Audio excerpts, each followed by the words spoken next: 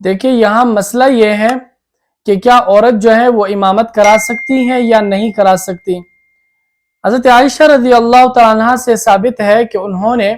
امامت کرائی ہے، لیکن وہ پوری زندگی میں ایک مرتبہ انہوں نے امامت کرائی ہے، یہ انہوں نے معمول نہیں بنایا ہے، نہ ہی اس کے بعد حضرت عائشہ نے اس پر عمل کی ہے، اور نہ ہی صحابہ نے اس کا حکم دیا ہے، اور نہ ہی فقہاء نے، اور نہ ہی کسی نے اس کو معمول بنایا ہے۔ بالکل امامت جو ہے وہ مرد کراتے ہیں۔ آج کل بھی اگر کوئی عورت جو ہے وہ اگر جماعت کے ساتھ نماز پڑھتی ہیں تو وہ مرد کے پیچھے پڑھتی ہیں، یعنی نبی علیہ السلام کے وقت میں بھی ایسے تھا کہ خواتین جو تھی وہ مردوں کے پیچھے نماز پڑھتی تھی، یعنی ایسا نہیں تھا کہ عورت جو تھی وہ امام بن جاتی یا گھر میں امام بن کر وہ پیچھے مقتدی بنا لیتی اور وہاں نماز پڑھاتی، اس طرح نہیں ہوتا، اور نہ ایسا ہوتا تھا کہ مسجد میں وہ امامت کراتی تھی۔ اب عورت کو مسجد جانے کا حکم نہیں ہے، اور بالکل اس پر پوری امت کا اجماع ہے کہ عورت جو ہے اس کی مسجد اس کا گھر ہے، یعنی وہ گھر میں کوئی ایسا خاص جگہ بنا لے کہ ہمیشہ جو ہے وہاں نماز ادا کرے،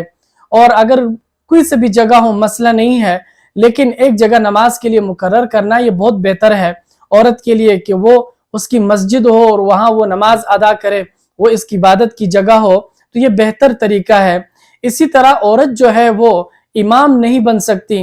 امامت اگر کرنی ہے تو مردوں نے کرنا ہے۔ البتہ اگر اتفاقاً ایسے ہوا کہ وہاں کچھ عورتیں موجود تھیں، انہوں نے کہا کہ چلو یہ عورت جو ہے یہ عالمہ بھی ہے، قاریہ ہے، یا حافظ قرآن مجید کی حافظہ ہے،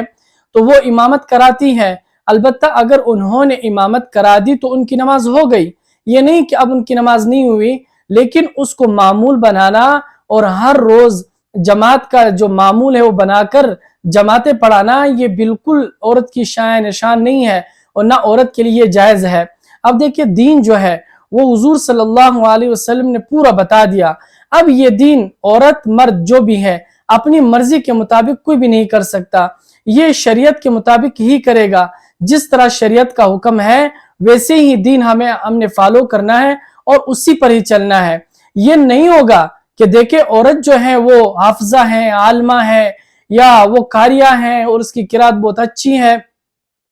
تو اگر وہ ہمیں امامت کراتی اس میں کیا حرج ہے؟ یار نماز ہی تو پڑھا رہی ہے، کوئی گناہ کا کام تو نہیں ہے، لیکن ہم نے پڑھ لیا ہے، دیکھیں آپ پڑھ سکتے ہیں، امامت کرا دی، آپ کی نماز ہو گئی ہے، جماعت کے ساتھ ہو گئی ہے، لیکن یاد رکھیں اس عمل کو جو ہے معمول بنانا، ہر روز اس طرح کا کام کرنا، یعنی جماعتیں پڑھوا کر پیچھے عورتیں کھڑی ہو کر جماعتوں کو ایک معمول بن جانا، یہ بالکل غلط ہے۔ البتہ آپ نے دیکھا ہوگا کہ حرم شریف میں بھی تمام تر خواتین جو ہے اب وہاں پوری دنیا کے خواتین، مرد اور خواتین آتے ہیں، وہاں آپ نے دیکھا ہوگا چاہے مسجد نبوی ہے یا خانہ کعبہ ہے، وہاں عورتیں جو ہیں وہ بھی مردوں کی اقتداء میں پیچھے کھڑی ہو جاتی ہیں، اور وہاں امامت جو ہے وہ مرد کی اقتداء میں نیت باندھ کر پوری نماز پڑھ لیتی ہیں۔ اگر ہوتا اس طرح